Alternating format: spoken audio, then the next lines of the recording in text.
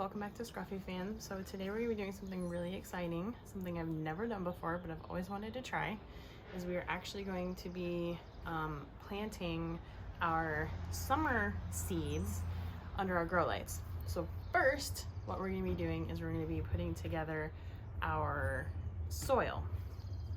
So how we're going to do that is I have a couple of 5-gallon buckets here,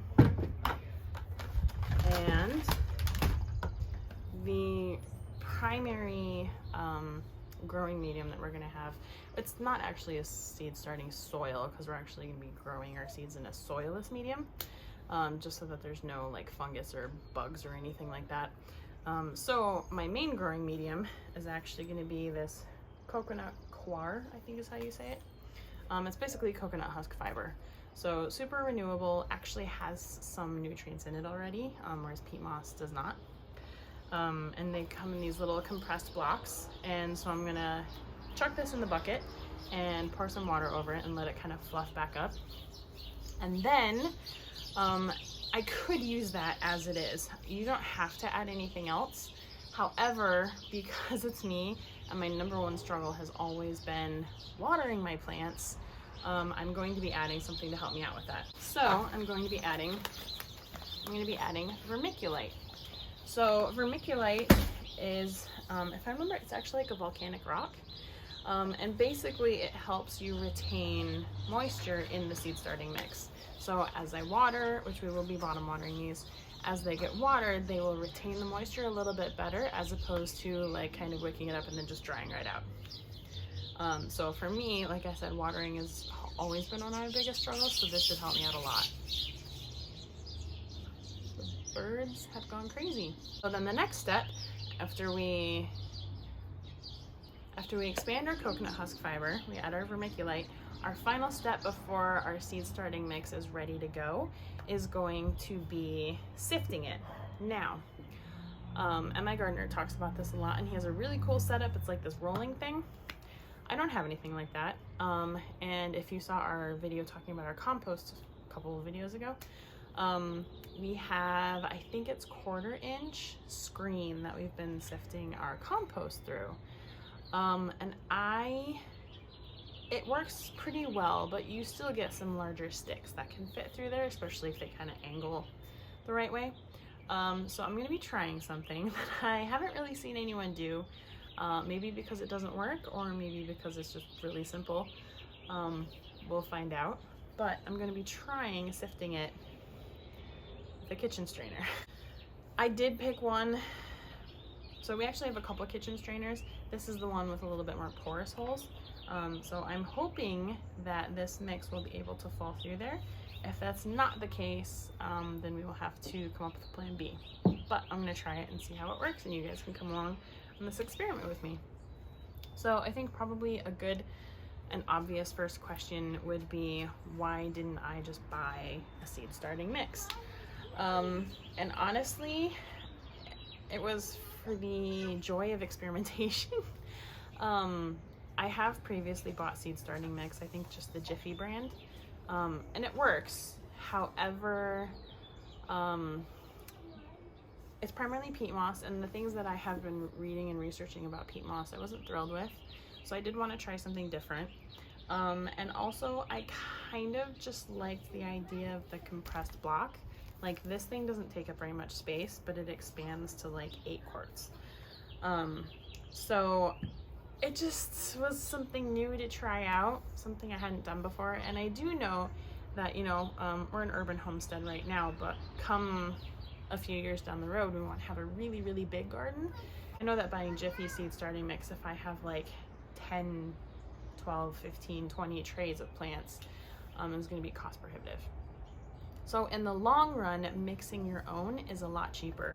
These blocks of the coconut husk fiber didn't cost very much. I think this whole bag of vermiculite, and this is an 8-quart bag, I think this whole bag cost like $6. So, you know, I don't need a whole ton of seed starting mix right now, so I'm not going to be using all of this that I have right here. So I can reuse this again next year as well and just put it somewhere safe for storage. I'll just put it somewhere safe so that it can be stored until next year. Okay, so I think that's enough talking. I need to go get the hose so that we can start expanding our coconut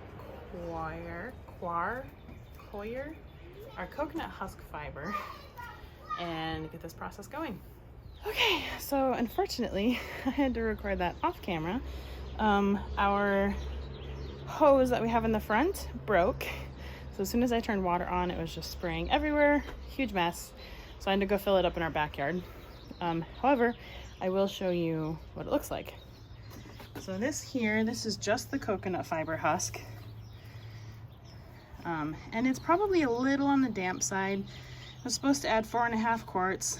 I probably should have just measured it. We have enough mason jars. However, I eyeballed it. It came up to about the top of the block. I did have to squeeze some extra water out, but after doing that and then kind of stirring it back up, it seems to be at a much better consistency. Okay, so I'm a little interested to see how this is going to go through our sifter. If it just doesn't look like it's going to work out, then I will probably just run it through our one with the 1/4 inch grates, just to see if we can at least kind of break up some of the larger clumps. And that's really the idea, is to get a really fine consistency that the tiny little seeds will be able to grow in. So just kind of did a quick little test with my strainer here. It does look like it's working. It's not ideal. I think it's going to take a little bit of extra labor on my part. But at the same time, a lot of these pieces that are left are bigger, or some of the big fiber clumps, so it's probably a good thing to have those separated out. So now that I kind of know I'm on track, at least, I'm going to add the vermiculite. And so this is what it looks like.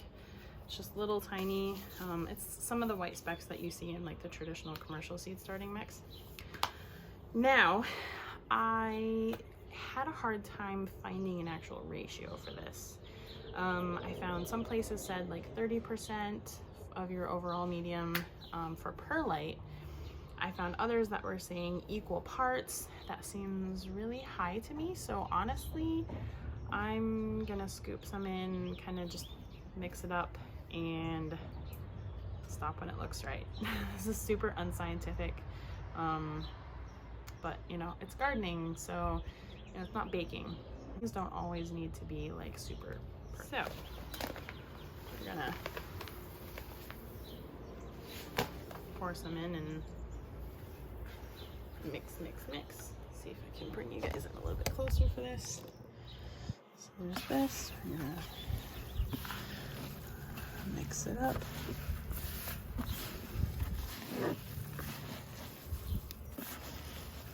And I will say, like, I found all kinds of DIY seed starting recipes, but so many of them included like compost and fertilizer and just other stuff that you just don't really need in a seed starting mix. Like, you know, you can add the fertilizer and the nutrients and everything once the plants are a little bit bigger, and they actually need those nutrients, but you know, baby seeds, they start off with everything they need. So it's just kind of, I don't know, a waste of effort, I guess, to do it at this point.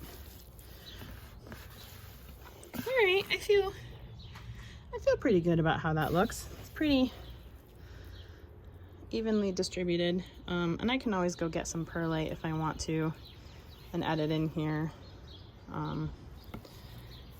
later on, or like, you know, when I go to pot up the plants. You know, there's a lot of stuff I can do. So now we're going to get our strainer and see if we can get this mix to go through the strainer into this bucket. Wish me luck.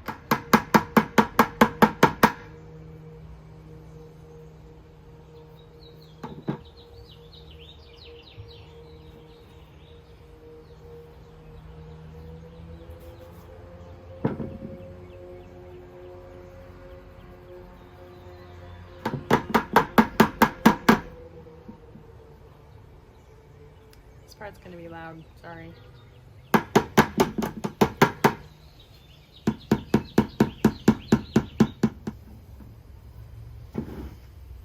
working, but this is gonna take a while.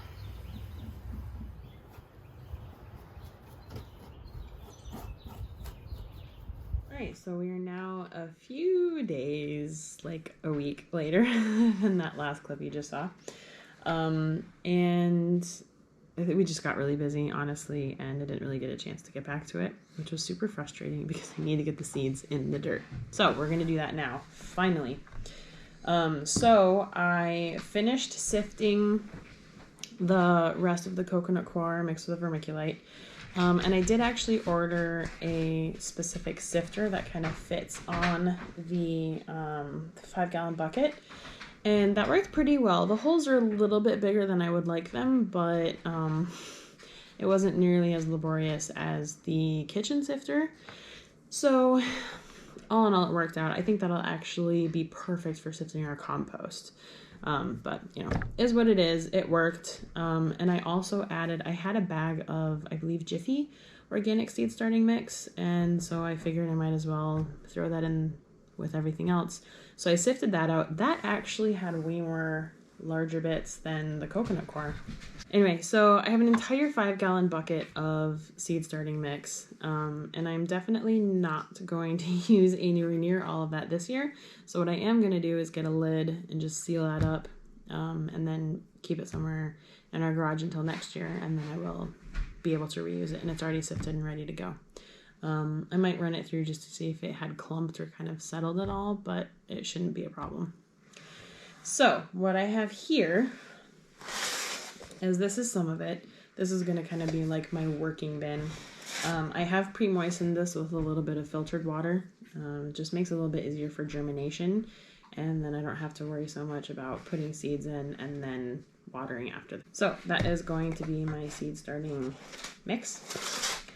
And then I also got these grow bags. So it's just these little fabric bags that you kind of open up and fill with soil. I'm really excited to try these because I think they're going to hold moisture in the soil a lot better than the peat pots did. I feel like the peat pots, the pot held the soil. Blah, back up. I feel like with the peat pots, the pot held all the water and kind of drew it out of the soil. Plus, I did find that with the peat pots, it was really hard for the roots to actually grow through them as they're advertised. So I'm thinking with these, the roots should have no problem. So these are actually going to be planted as is when they get transplanted into the ground.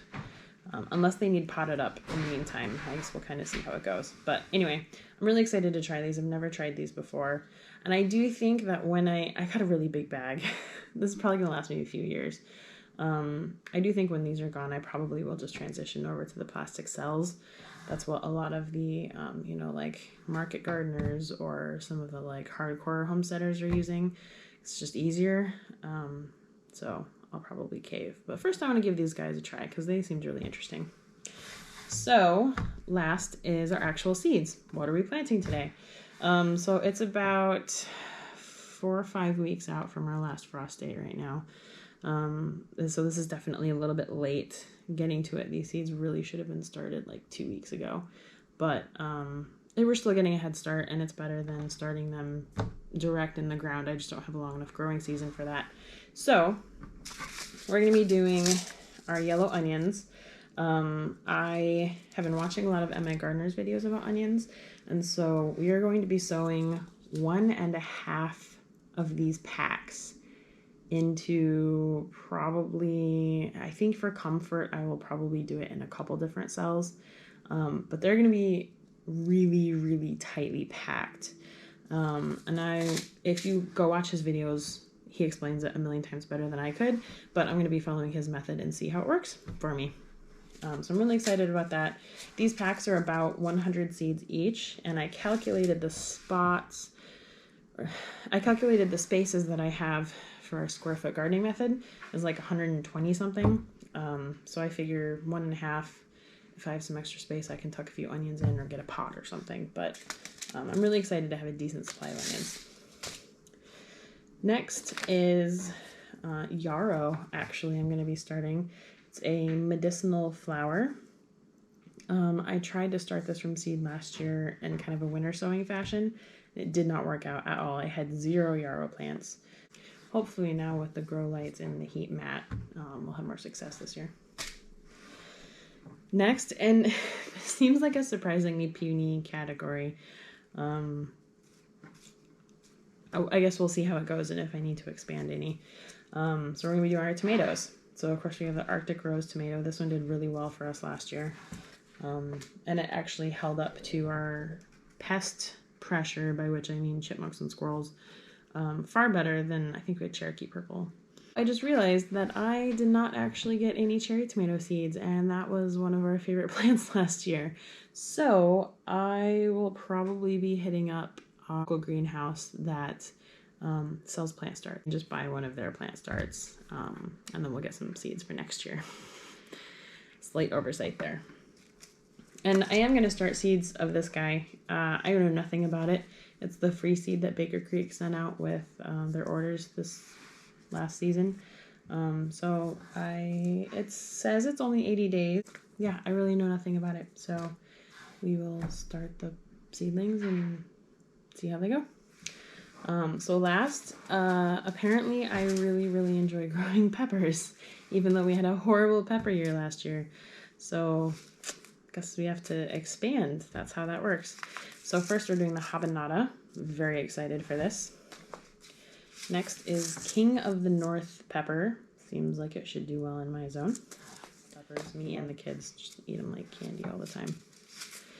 Next is the Collage striped pepper. Really bummed, I think I said this in the last video, but I'm really bummed that the seed packet doesn't have a picture of it because they are the coolest peppers I've ever seen. And then of course we have our jalapeno. It's a jalapeno. That's pretty enough said. Nothing super fancy there. And then also our ancho poblano. So the ancho poblano and the jalapeno, I did start from seed last year. However, I tried it with like the winter sowing concept. They just got started way too late. They did not get enough. Like they were just starting to give us fruit when our frost hit. So hopefully we have a better year, kind of have a better understanding of how to grow peppers, and can get a better harvest, because I think we had 3 or 4 like jalapenos about that big. It was a little bit sad. I think we got 1 poblano that also was about that big. So really anything from these guys is better this year than last year. All right, so now we are just gonna get into it. You guys can hang out and see how I do this.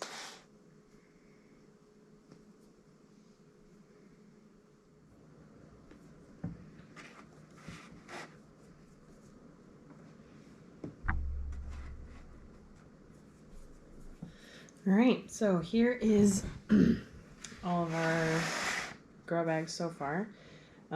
So the rest of this tray, in a couple weeks, I will be starting the cucumbers and the melons. I have some cantaloupe and watermelon, and I think zucchini. So those are all going to go on this half when we get there. They're not quite ready just yet. Okay, so now we're going to do the actual seeds. Okay, so one other thing to mention is if you just plant your seeds in your whatever your pots are, do not expect that you will remember what they are. Now the onions will be pretty obvious because they grow very differently than everything else, but the rest of these, especially all the peppers, I wouldn't know what is what until we actually started having fruit. So it's very helpful to actually mark before you plant the seed so that there's no way that you can possibly, forget or get them mixed up or anything. Unless you plant a seed in the wrong pot, but then you're just not paying attention.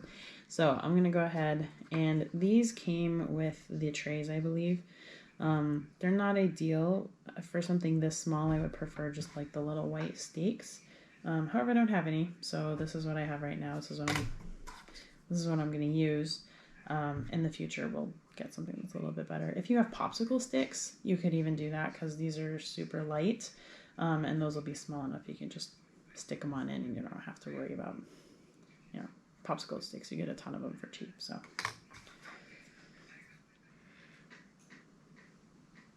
Okay, so I have all these marked and I just took a picture with my phone. That way if something happens to the markers, if they fall out, if my kids run off with them or mix them up or whatever, you know, kind of as long as the bags stay in the same spot, I'll have a better chance of figuring out what it is.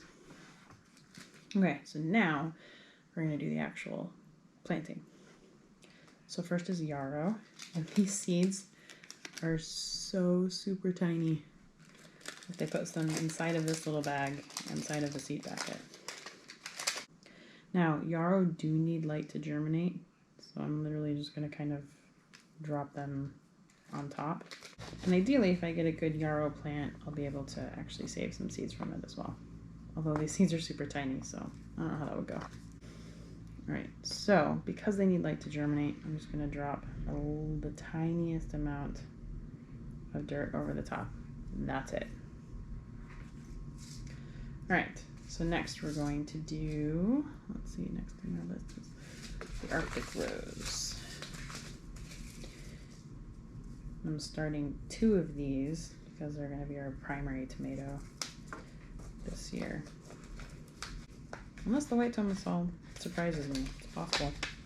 All right, so these tomato seeds, I mean, if you've seen a slice of a tomato, you know, they're pretty small. So the depth to plant them is 1/4 inch. I've used like my first knuckle of my finger as like my measuring. This is about 1 inch-ish. So, you know, 1/4 is, you know, just kind of like up to the corners of my nail. So I just kind of make a little indentation.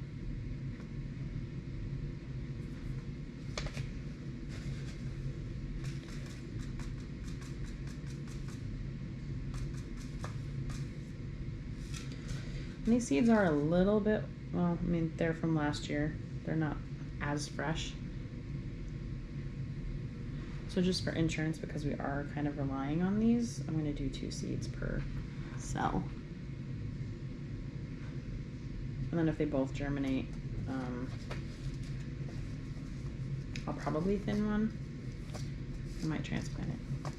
Kind of depends on how I'm feeling and how everything else works out. All right. We have the white tomasol. Tomasol? I'm not really sure how to say that. Let's see, this is 1/8 inch for these guys. Half-pound fruit, it says. I don't know if we'll actually get any fruit from this guy. Our growing season is just so short, but definitely won't if we don't even try it. So next we're doing our jalapeno. All right, next is the collage striped pepper.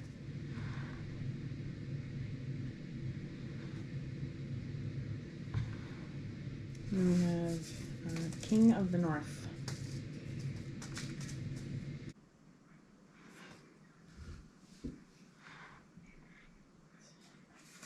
Next is our habanada.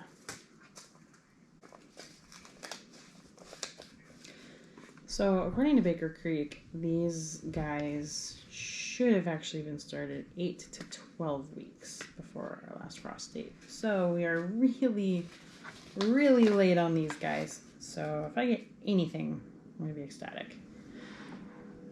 Next year we'll get our timing better. All right, and aside from the onions, last pepper is our ancho poblano. All right, so this is the first onion packet.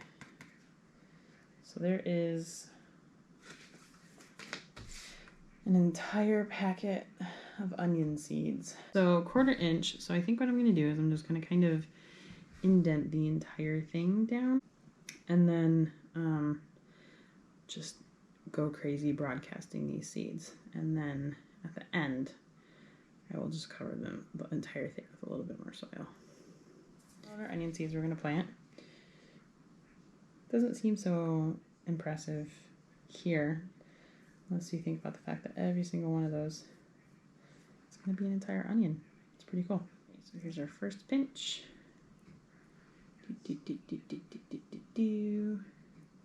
Just a few. All right. So many onions. Oh my goodness. Okay, well, trust the process. All right, I'm just gonna get a little bit of soil here. And like I said, if you're curious about this method of sowing the onions, I definitely recommend that you go check out Emma Gardner's video about it. He's the one with the direct, experience and knowledge. I'm just testing out his method.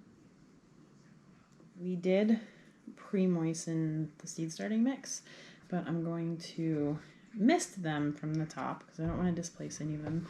Some of those seeds are really small. And then when it's time, like when the soil starts to actually dry out and I need to get lots of water in there, that's why they're in this tray. I can just put some water directly in the tray. They'll soak it up from the bottom, which is better because then the roots will get it first versus the leaves. And everything will be great. But for now, we're just going to lightly mist these guys so that they can start germinating.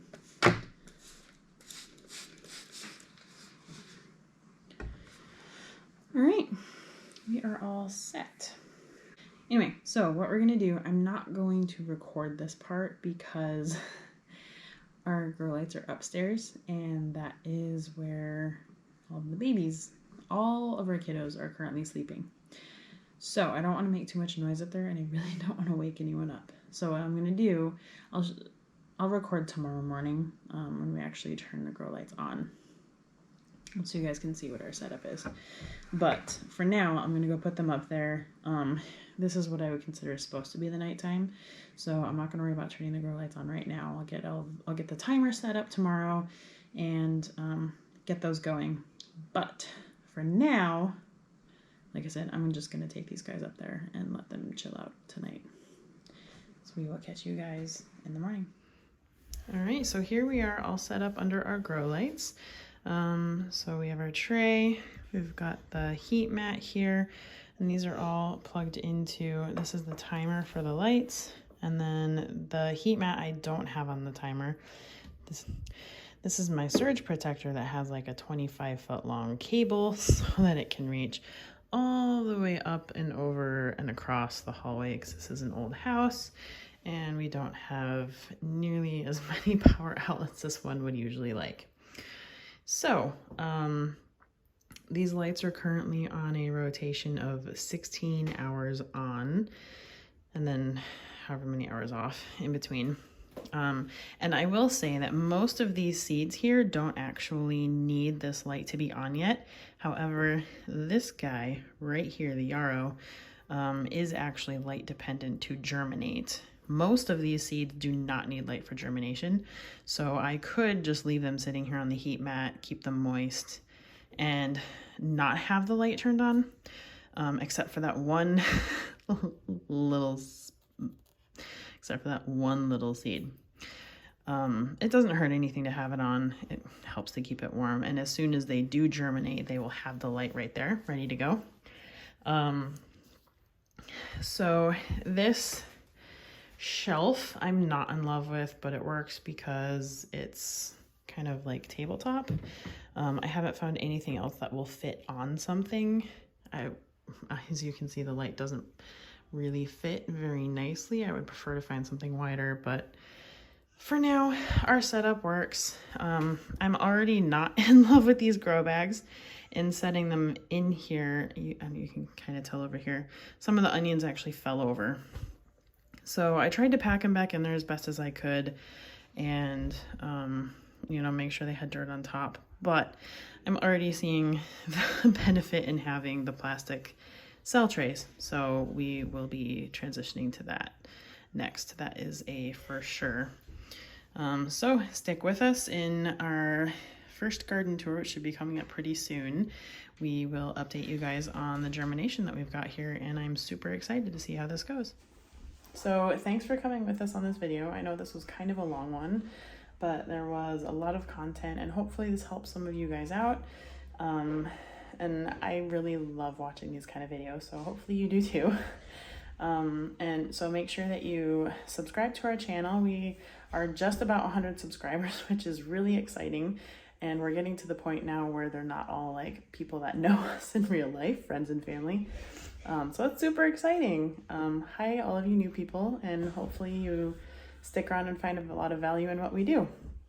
If you have any feedback or anything you guys want to see or any questions, feel free to comment, message us.